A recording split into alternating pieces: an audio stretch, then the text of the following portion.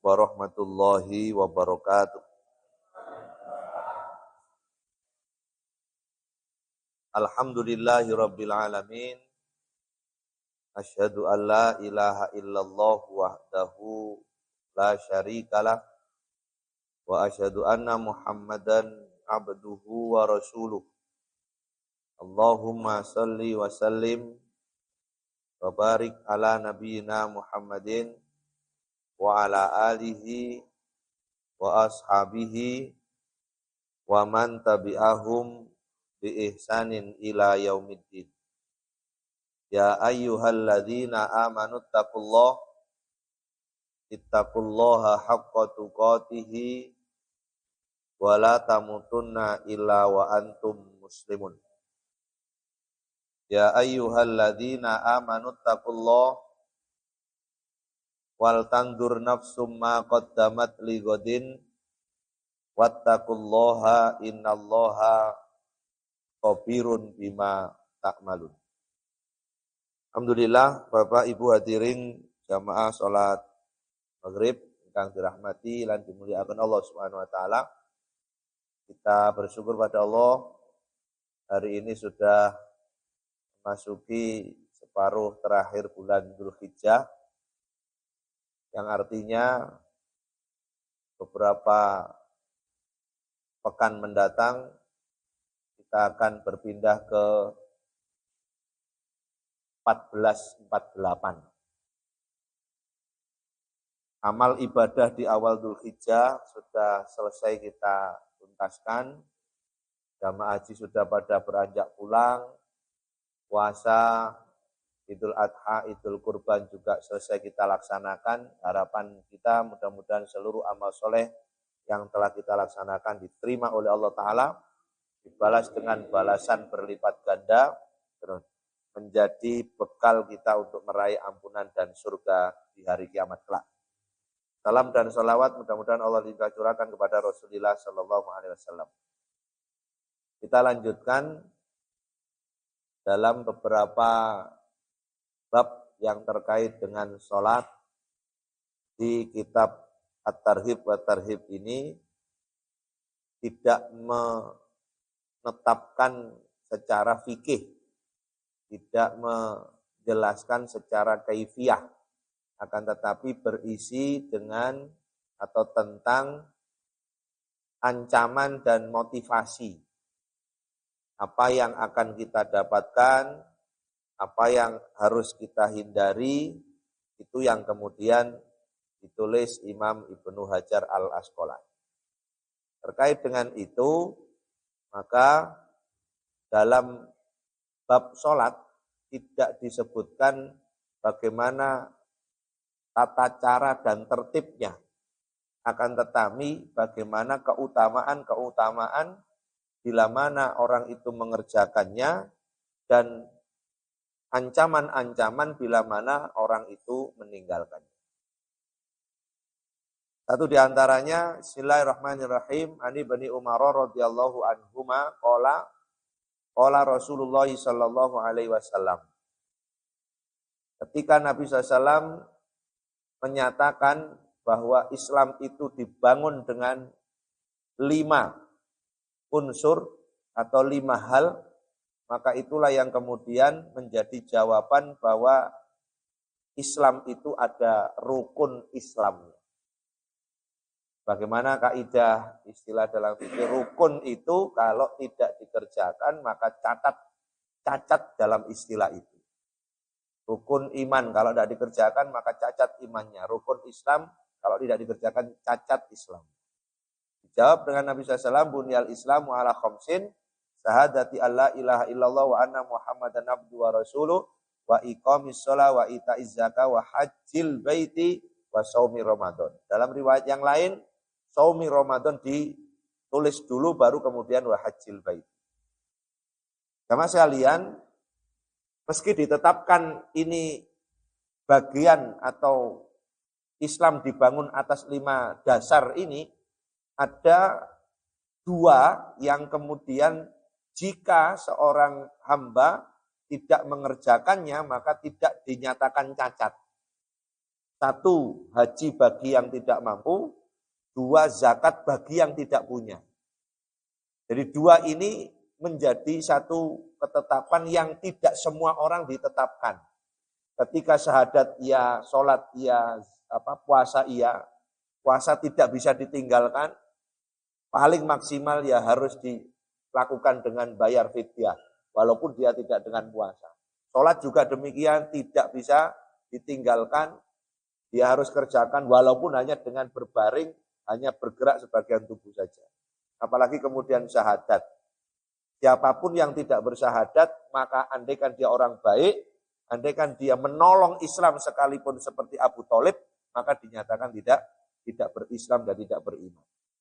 Maka inilah yang kemudian menjadi kewajiban kita. Satu, jika kita memiliki harta yang kemudian ditetapkan untuk berzakat atas harta itu, kemudian kok tidak mengeluarkannya, maka ancamannya keras. Bahasanya begitu. Ketika orang itu diberikan kemampuan untuk berhaji tapi tidak melaksanakan haji dan tidak segera berniat dan melangkah untuk menunaikan haji, maka Allah tetapkan fa innallaha ghaniyun 'anil alamin. Allah Maha Kaya, Allah tidak butuh dengan orang-orang yang begitu. Bahasanya begitu.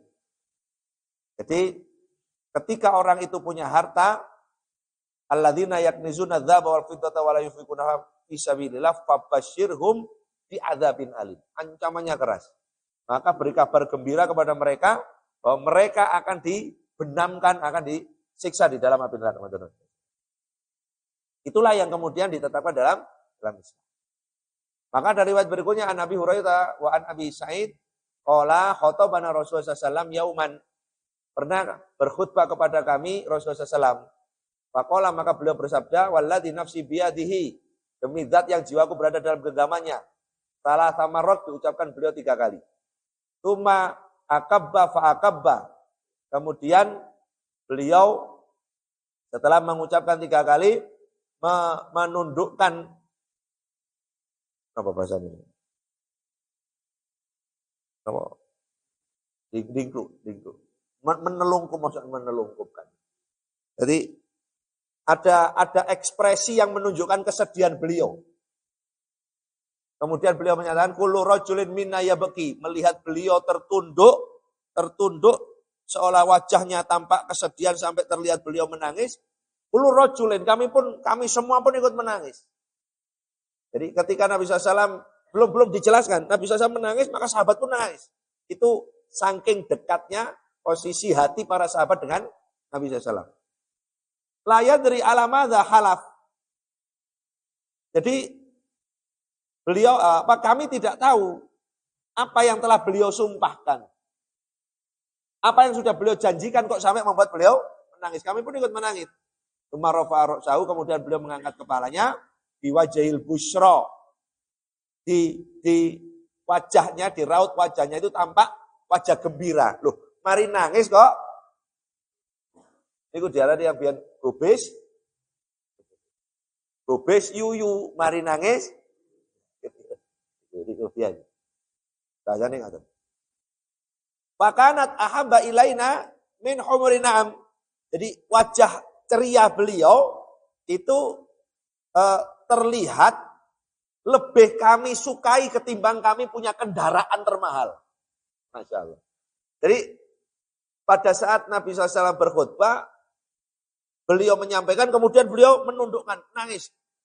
Kita pun kata sahabat Abu Hurairah ikut menangis. Tapi saat beliau kemudian mengangkat kepala, beliau pun menunjukkan wajah ceria, gembira sekali. Kami pun ikut gembira dan lebih kami sukai ketimbang memiliki kendaraan termahal. Saat itu kendaraan termahal itu onta merah. Kurban kalau ini onta putih, onta kokat biasa itu ya 15 sampai 25. Tapi kalau onta merah bisa miliar. Kira-kira begitu. Kira-kira begitu. Nah begitu. Kemudian qala ma min abdin yusalli sholatan khams.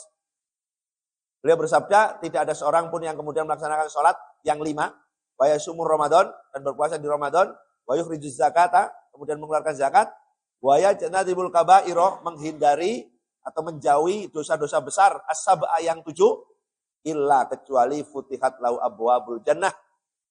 Faqila lahu udkhul bisalamin. Kecuali mereka akan dibukakan pintu-pintu surga dan dipersilakan masuk ke dalamnya. Jadi satu, Nabi SAW ditunjukkan dengan kenyataan bahwa banyak umat yang juga dibedamkan dalam api neraka. Sebagaimana dalam kisah-kisah Isra Mi'raj, Nabi ditunjukkan oleh malaikat Jibril, siapa itu? Ini Muhammad umatmu. Siapa itu Jibril? Umatku. Di antaranya mereka ada orang yang, mohon maaf, kepalanya dipecah. Mereka ada orang yang mulutnya disobek. Maka mereka ada orang yang kemudian kakinya dibalik. Kemudian ada yang dicapik-capik dengan ular. Ada yang direbus dalam tungku. Itu semuanya masuk dalam perjalanan Nabi SAW yang ditunjukkan oleh malaikat. Sehingga belum menangis. Menangis sejadi-jadinya sampai kemudian berdoa supaya kita yang tidak pernah berjumpa dengan beliau termasuk umatnya ini dijauhkan oleh Allah dari itu. Nah di sisi lain Nabi bergembira sekali ketika banyak di antara umatnya ini yang kemudian dipersilakan untuk dimasukkan ke dalam surga, dibukakan pintu surga. Dengan itu tadi syaratnya. Makanya rukun Islam dalam hal ini salat 5 waktu, puasa Ramadan, mengeluarkan zakat. Selama itu tidak mengerjakan dosa-dosa besar, bagaimana ayat yang lain, as-salawatul khams wal jum'ah ila jum'ah wa ramadan ila ramadan mukaffiratun ma bainahun. Salat 5 waktu itu harian, jum'ah ila jum'ah itu pekanan, ramadan ila ramadan itu tahunan. Itu ditetapkan oleh Allah Ta'ala untuk kita sebagai hambanya supaya mendapatkan ampunan demi ampunan. Semua dosanya akan diampuni. Bidzatuni batil kabair. Selama menjauh dari dosa-dosa besar. Kalau dosa-dosa besar tidak bisa dihapuskan dengan salat 5 waktu, dengan Jumat, dengan Ramadan, dengan majelis ilmu, dengan melangkah ke masjid.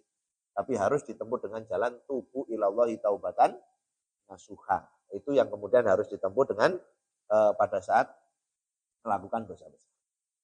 Wa Nabi Hurairah radhiyallahu anhu an Nabi sallallahu alaihi wasallam, al-islamu an ta'budallah wa la tusyrika bi syai'a wa tuqimus shalah wa tu'tiyaz zakah wa tasumur ramadan wal hajj wal amru bil ma'ruf wan nahyu 'anil munkar. Dijelaskan kembali bahwasanya Nabi SAW menyebutkan Islam itu hendaknya apa itu. Tidak hanya rukun Islam itu tadi, tapi ditambahi dengan adanya amar ma'ruf nahi mungkar. Tidak hanya itu, taslimuka ala ahlika. Tidak hanya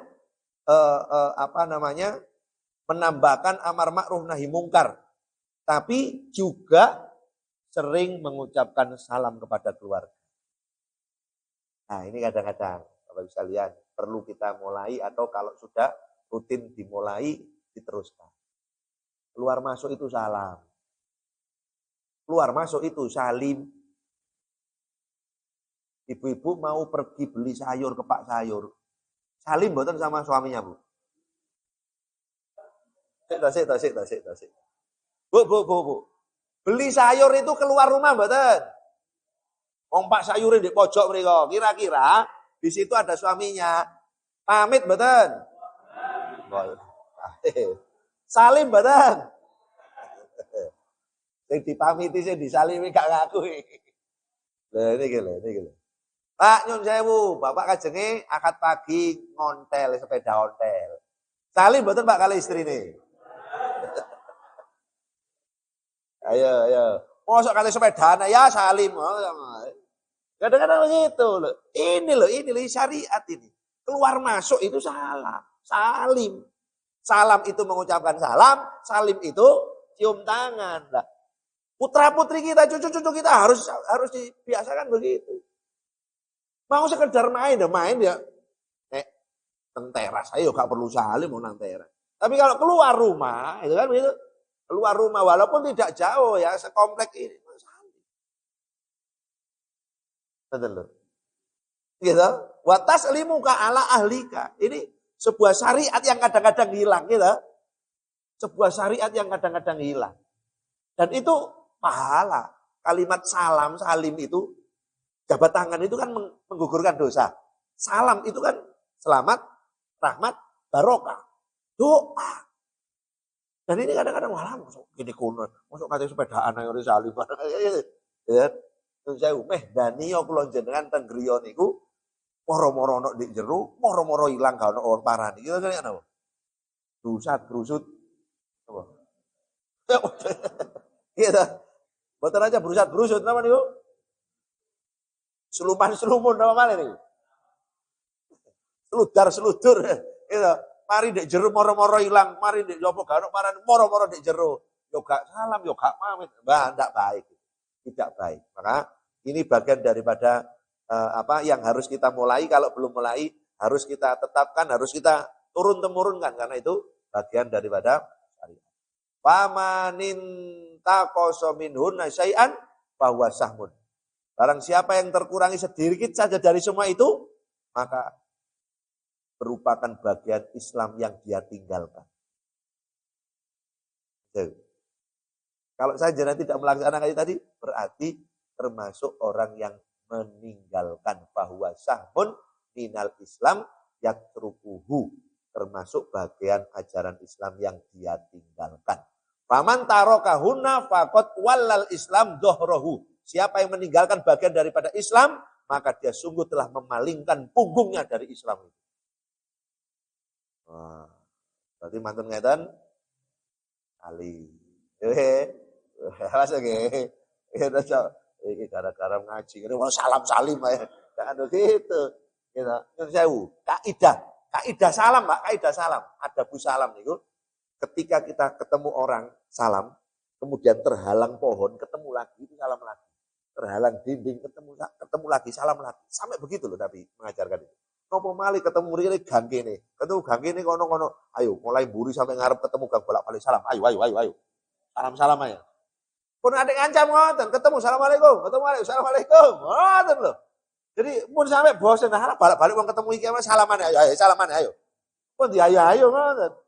Jadi ini syariat. Siapa yang meninggalkannya dia sama dengan memalingkan punggungnya dari Islam. Sampai begitu. Padahal idza laqita fasallim. Ketika bertemu jangan sampai kalau penjenengan ini sederhana loh Pak, Bapak Ibu. Kadang-kadang saya penjenengan mohon maaf ketemu di bis sama orang Islam duduk bersama. Salam apa betul? Duduk. Kebetulan duduk di sama-sama bis itu. Kenalnya ya kopiahan sarungan lah. Pokoknya identitas Islam. Salam betul. Ya. Belum tentu loh. Masuk lift. Misalnya kayak tadi ya, mau masuk lift sama-sama ketemu orang Islam. Salam betul. Kadang-kadang niku berat. Tapi nek kali wong sing dibutuhno ya, kate diutangi duit. Wow. Bolak-balik liwat omah. Assalamualaikum. Itu yang disebut oleh Nabi SAW. Nanti di akhir zaman itu salam itu akan terjadi salam eksklusif. Salam eksklusif. Bahkan naudzubillah, jangan sampai saya jenengan disalami orang terus enggak jawab. Gara-gara kita jengkel sama dia. Jangan sampai ada orang salam ke kita enggak jawab. Padahal dia Islam, karena kita jengkel sama dia. Nopo malih maten-maten gara-gara riyo ini gak podo mari dijawab salam gak dijawab. Itu masalah kenemenan itu ya. Urusan riyo gak podo jarne kan ngoten, tapi urusan salam itu menjadi hak dan kewajiban kita secara ini. Sampai tumbengan. Wa an Yusuf ibn Abdullah ibn Salam. Qala ataitu Abu Darda. Saya pernah mendatangi Abu Darda. Faqala sami itu Rasulullah SAW yaqul. Abu Darda mengatakan, saya mendengar Nabi bersabda, man tawaddo'a fa ahsana wudu'ahu. Bapak Ibu, hati-hati, ada kaidah barang siapa yang berwudu dan membaguskan wudunya. Jadi tidak boleh wudu niku asal-asalan. Tidak boleh wudu niku sekedarnya. Terus bawa kerucuk-kerucuk ngasih kita banyak jumpai. Sampai niku enten, keran niku enten tadi. Nek dingeten tak iki ono. Di dunia ono niku. Gawe cebok mek ngeten tok. Ngeten tok. Tidak memenuhi kaidah ghosala. Ghosala itu ada air digosokkan, dicucikan ke anggota atau bagian anggota wudu. Jadi tidak air dialirkan tok ngeten. Lah nek ngoten golek bakai celupno ngene mesti bisa. Kan ngoten nah. Enggak begitu, ada gerakannya ngoten lho. Ada gerakannya. Maka pada saat kita wudu maka ada tuntutan untuk memperbagus wudu kita. Hati-hati. Di hadapan orang, dilihat orang apa tidak, kita merasa dilihat Allah dan kalau ini tidak sempurna maka menjadi pembatal sholat kita. Idza kumta ila sholati fa'asbihil wudu. La sholata liman lam yutimma wudu'ahu. Ketika kamu melaksanakan sholat, maka sempurnakan wudunya. Maka tidak diterima sholat seseorang kalau tidak menyempurnakan wudu. Dan ini tidak bisa kita saling ngoreksi. Saya jenengan ngaji, belum tentu tiap bulan bahas wudu. Tapi tiap hari wudu. Lambat laun kadang-kadang kekuatan kita berkurang. Ya, kadang-kadang kalau dulu berdiri dengan satu kaki saya kuat. Nah, sekarang wudu ngangkat sikil marono kene gak gocokan akhire. Gitu. Sikile mek dingenek dijok-jok notok ngek ngeten tok. Keran iki lho, Pak, keran ya. Sikile mek dingeten-ngeten notok ngek. Hati-hati. Gara-gara wis gak kuat gocokan, nek biyen kan ngoten lho, ngene. Wis sakniki mek ngene tok. Hati-hati. Di situ ada lipatan jari lho. Nek ngeten-ngeten tok mboten terbasahi itu wailun lil aqabi minan nar. Celaka, neraka wel. Neraka paling bawah bagi orang yang ada anggota tubuh atau anggota wudhunya tidak terbasuh air wudhu. Ancamannya keras. Makanya tempat wudhu kadang-kadang ada yang sekarang di model duduk, ada yang dikasih nama itu badukan supaya ini nanti ini ada begininya, jadi ada maksudnya nih.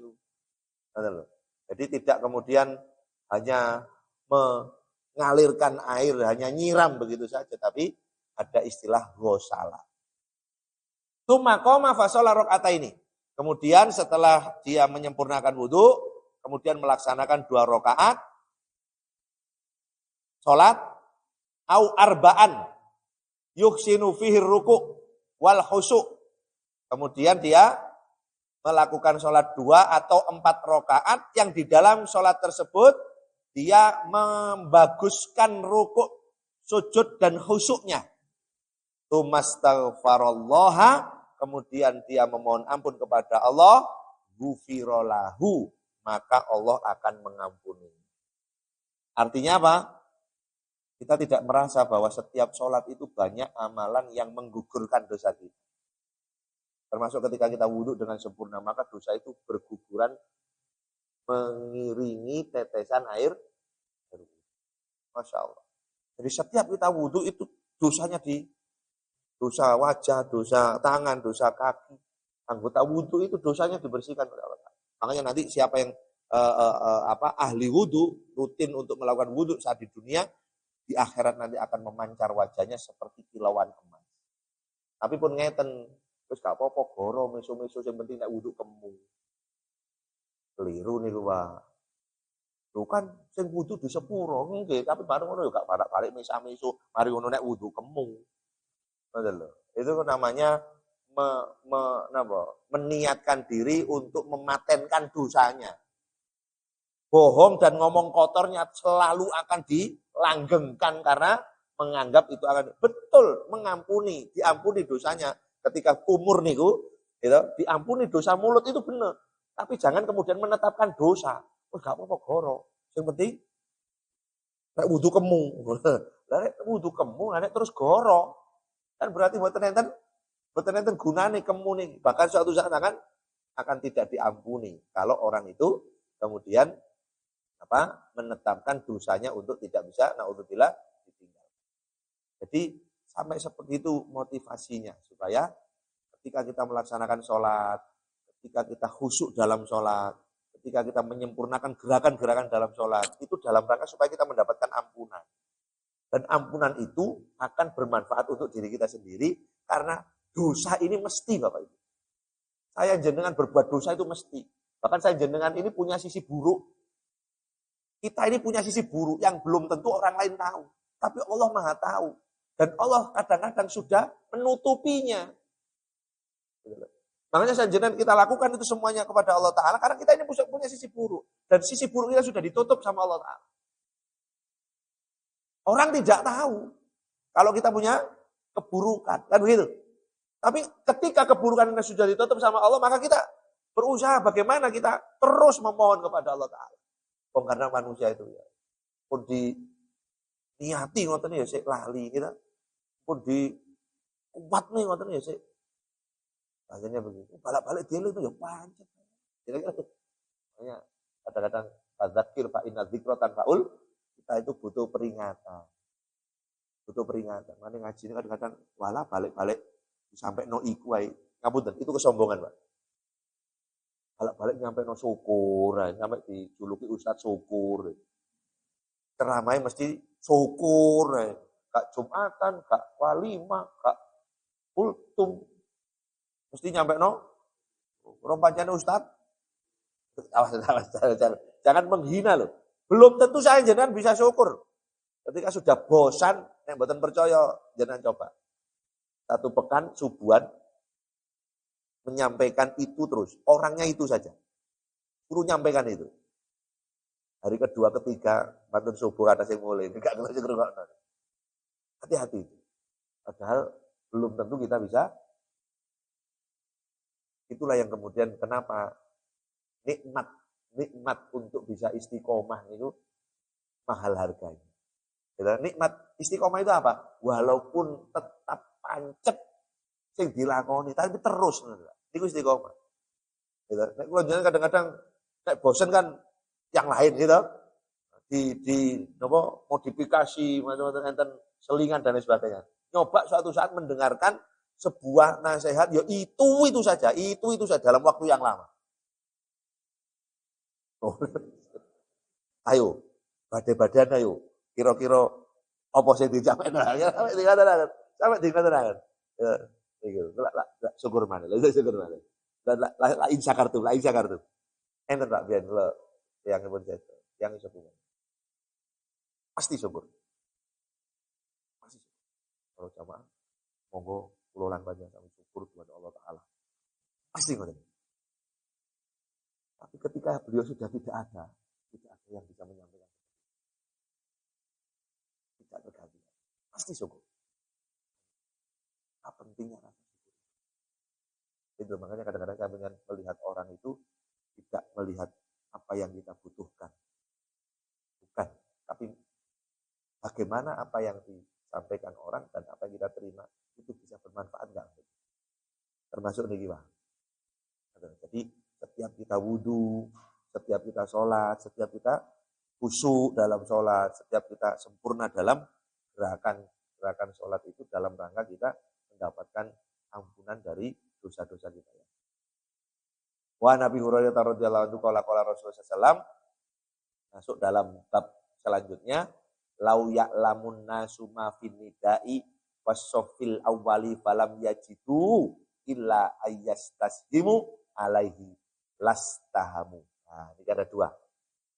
Seandainya manusia itu mengetahui pahala azan dan pahala soft pertama, niscaya mereka akan berebut untuk mendapatkannya. Karena banyak yang memperebutkan harus diundi. Ada dua. Satu terkait dengan undian. Dalam kaidah undian itu tidak masalah. Undiannya loh ya. Undian. Undian itu menentukan siapa yang hari ini mendapatkan. Karena banyak yang ingin mendapatkan. Dengan catatan tidak boleh curang. Kalau mendapatkan satu ya harus dapat satu semua. Sampai habis. Itu undian.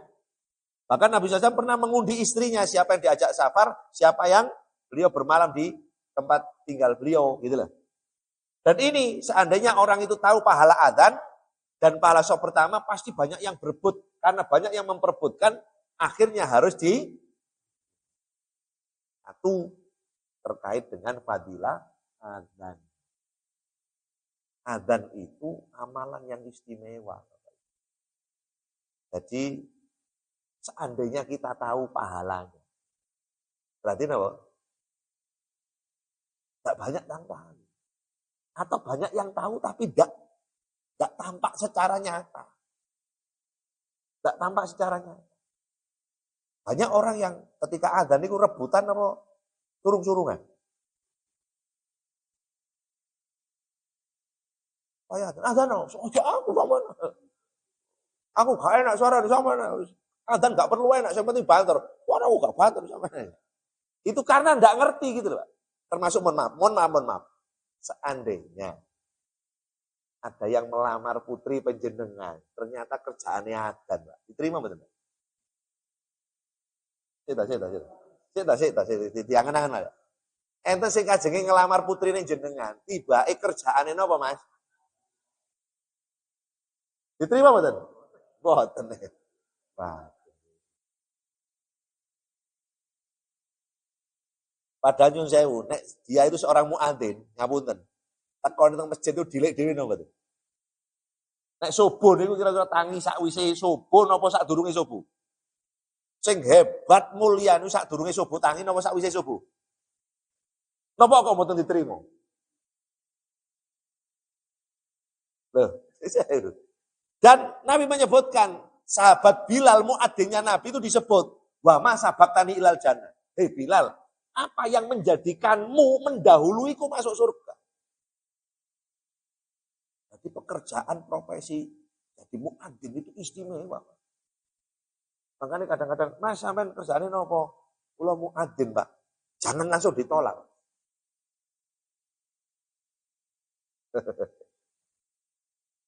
Astaga. Bisa jadi dia bersembunyi. Jangan-jangan masjid itu punya, samping masjid itu enten minimarket, sampingnya kiwon ya ono pom bensin. Hati-hati loh. Kadang-kadang, tapi pancene arek niku gak tahu metu teko masjid kono ae gak ndek omah ya. Kadang begitu. Itu dalam sahabat Nabi disebut ashabus sufa. Itu juga termasuk golongan orang-orang hebat. Orang yang tidak punya rumah, tapi tempat tinggalnya di masjid. Kan godaannya itu. Itu dalam sejarahnya Nabi ashabus sufah namanya. Itu banyak meriwayatkan hadis. Itu juga hebat. Kalian bisa bayangkan, ngapunten, dengan orang yang gawaya tok ya. Orang jasan sepatuan ngapunten ya. Terus kerjaannya nopo? Wah, aku lo bagian atasan, Pak. Wah, hati-hati kan ini. Bagian atasan itu tukang penek lho. Hati-hati lho. Tiang nek ngomongnya dawukur biasanya. Tapi nek tiang ngomongnya ngendek, tuh hati-hati nih. Oh, Bapak kalau mau tenan kerjaan, kalau biasa muadzin lho. Pokoknya sholat 5 waktu kok mesti budal nang masjid. Hati-hati nih. Makanya bensin kalau titip ya, enten arek ngelamar putri ning jenengan. Jawabnya muadzin, pun ditolak ya. Kalau kangen moro tengku lho kelihatan. Ajane. Kadang-kadang ngoten lho. Mosok anak wedokku mbok pakani adan, dipakani adan ya ora sih. Iku jenenge wong jengkel nih mbak adan. Padahal krungu adan juga tak mesti moro dia ya rasanya. Nah, apa yang menjadi motivasi Nabi seandainya orang itu mengetahui pahala adan? Seandainya orang itu mengetahui kebaikan muadzin itu apa? Ternyata Anil Barra bin Azib anna Nabiyya sallallahu alaihi wasallam qala al muadzinu, diriwayatkan dalam riwayat yang lain oleh Nabi sallallahu alaihi wasallam bahwa muadzin itu yughfaru lahu mada sautihi. Seorang muadzin itu diampuni dosanya sejauh suara adanya terdengar. Makanya nyun sewu mboten perlu enak, mboten perlu napa nada meliuk-liuk, sing penting banter. Lah ngoten lho. Lah nek meliuk-liuk matur-matur gak banter ya.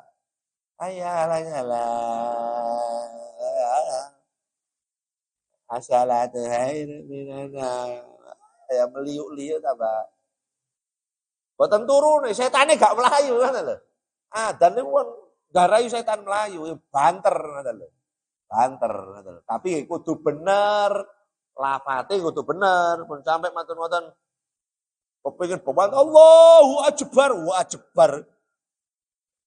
Oh, Allahu Akbar. Krungu ndek kuping tapi mboten sinau sih, ngoten lho. ono jep-jepe ngono lho ya, ono jep-jepe tapi kan itu huruf K. Huruf kaf itu ada. Iya, ada yang menerima tapi pun dirungono wow, pokoknya anggar ono kekeke bar. Keliru kabeh. Tunggale ngimami napa wala blol ini gitu. Gitu. Mboten nanti sinau maca Quran gitu. Matur-matur ngimami wala blol. Wala blol ini ya no. Enten sing wala po ini. Iki do apa dadi to apa po ini kan. Dan itu kudu ditahsin. Jadi tahsin itu berguru. Ya, mau napa menghadap guru. Napa ditoto makharijul huruf. Wa yusaddiquhu man sami'ahu min radbi ya bisin. Wa ya bisin, masyaallah. Membenarkan orang yang mendengarnya dari yang basah dan yang kering. Jadi siapapun yang mendengarnya itu menjadi saksi.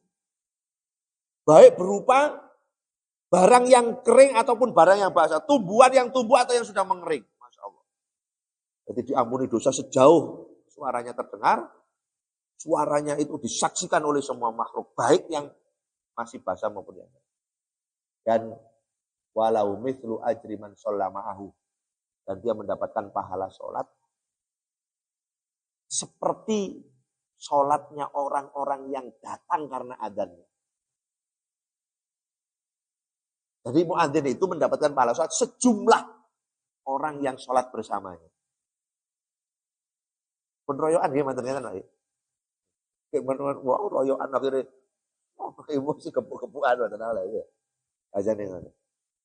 Jadi niku kalau ngerti, ya. Dan dengan saya jenengan lihat ketika ada pembagian urusan dunia, ya, entah itu sembako, entah itu apa, gitu.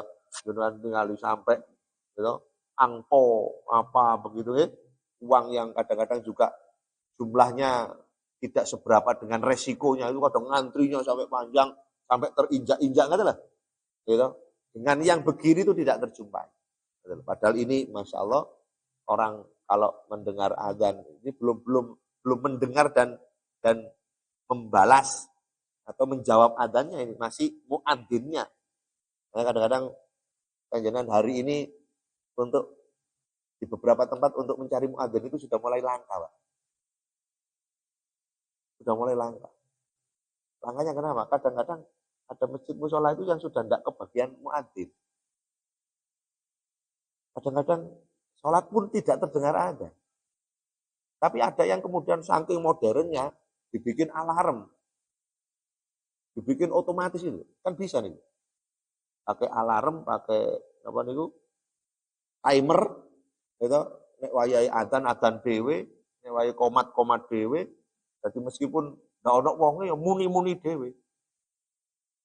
Iku saking gak ono wonge kira-kira ngoten iki. Iku lho. Makane kan bisa niku, bisa sekarang itu bisa. Jadi kayak sing maca Quran alarm, moro maca Quran dhewe, gitu. Ngoten-ngoten adzan dhewe komat dhewe itu bisa di alarm. Di timer itu bisa. Nah, saya jenengan tidak butuh itu, tapi ini butuh manual. Butuh manual. Termasuk ngajinya tadi digital nggih saged mawon ya. Kula mboten usah mriki, kula tak ndek kamar omah, yen kepetukan ngeten ya. Mboten ngaji bareng. Tapi nggih ngoten. Iso kula ngomong dhewe jenengan tinggal turu. Wong ngrungokno ndek kamar kira-kira kan ngoten nah. Kadang-kadang ngoten. Kadang-kadang ngoten, tapi nek ndek kene umpama turu ngoten nggih. Nggih mboten napa-napa bahasane, tapi kan nyun sewu, beda, berangkatnya itu kan beda. Termasuk Jumatan lho, Pak. Pak ngantuk to. Padahal nggih mboten kesel. Tapi heran, nek kula waktu khotib mboten ngantuk nek khotib. Tapi nek wayahe ndek ngarepe mimbar ngoten masyaallah. Terus dimelek-melekno ngoten setan srut. Aku lupa lihada wa astagfirullah. Geli sih ora aku lupa. Ini lho, Pak. Berarti setan itu benar-benar istiqomah, Pak. Iya, setan itu benar-benar istiqomah untuk goda kita. Sampai gitu. Andirni ila yaumi yub'atsun. Janjine iblis itu sampai hari kiamat goda kita itu. Nah, kita kadang-kadang istiqomahnya itu ya naik turun. Makanya kita butuh terus memohon dan meminta pertolongan kepada Allah Subhanahu wa Abdullah bin Amr Ibnil As annahu radhiyallahu anhu ma annahu sami'a Nabiya sallallahu alaihi wasallam. Bahwasanya Nabi SAW pernah bersabda, "Idza sami'tumul muadzin." Nah, ini mulai. Apabila engkau mendengarkan seorang muadzin, faqulu mithla ma yaqul. Jadi ketika ada azan dikumandangkan oleh seorang muadzin, maka perintah dari Nabi adalah ucapkan sebagaimana yang diucapkan muadzin. Jadi muadzin mengucap Allahu Akbar, Allahu Akbar, kita mengucapkan Allah. Tidak perlu sekeras muadzinnya. Tapi kita mengucapkan. Tsumma shallu alayya fa innahu man shalla alayya wahidan sallallahu biha asron.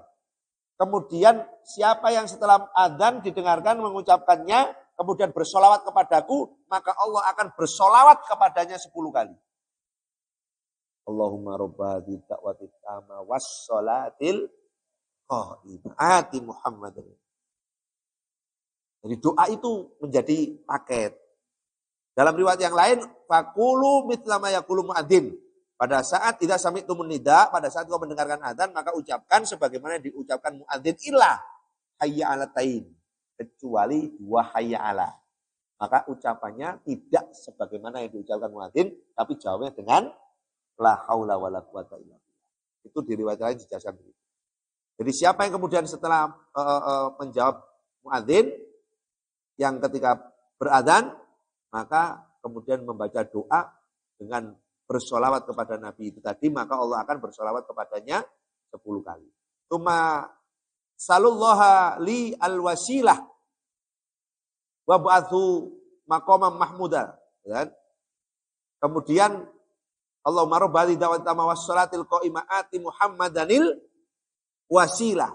Kemudian meminta kepada Allah untuk wasilah. Ati Muhammadanil wasilah. Ya Allah, datangkan kepada Rasulullah Muhammad itu wasilah. Wa innaha manzilatun fil jannah latan bagi illa li abdin min ibadillah. Siapa yang berdoa kemudian mengucapkan, ya Allah datangkan kepada Nabi wasilah, maka itu sebuah kalimat yang akan menjadikan dia mendapatkan rumah di surga. Nah, ini jangan sampai kita tidak dengar adzan, atau jangan sampai kita setelah adzan tidak berdoa. Wa arju an akuna ana huwa. Faman sa'ala li al-wasilah halat lahu syafa'ah. Dan sesungguhnya siapa yang berharap aku ati Muhammadanil wasilatal fadilah wa ba'atu maqamam mahmudanil ladzi wa'ata. Menjadikan aku bersamanya, maka dia layak mendapatkan syafaat. Jadi itu urutan daripada doa setelah adzan. Ada lagi yang sebelumnya, doa setelah wudu. Jadi ternyata doa setelah amalan-amalan itu bukan tidak ada gunanya. Tapi doa setelah amalan itu ada fadilah dan manfaat. Ya, termasuk tadi itu, Allahumma robba da'watit tama wa sholatil qa'imah ati Muhammadin wasilatal fadilah wa ba'athu maqamam mahmudanil ladzi wa atahallat lahu syafa'atu yaumil qiyamah. Orang yang mengucapkan doa setelah azan itu akan layak, akan berhak mendapatkan keselamatan dari Allah di hari kiamat. Nah, itu yang kemudian terkait dengan bab azan. Allah dilanjutkan berikutnya bab iqomah, bab antara azan dan iqomah, termasuk kira-kira apa yang bisa kita lakukan ketika sudah dikumandangkan. Oke. Monggo.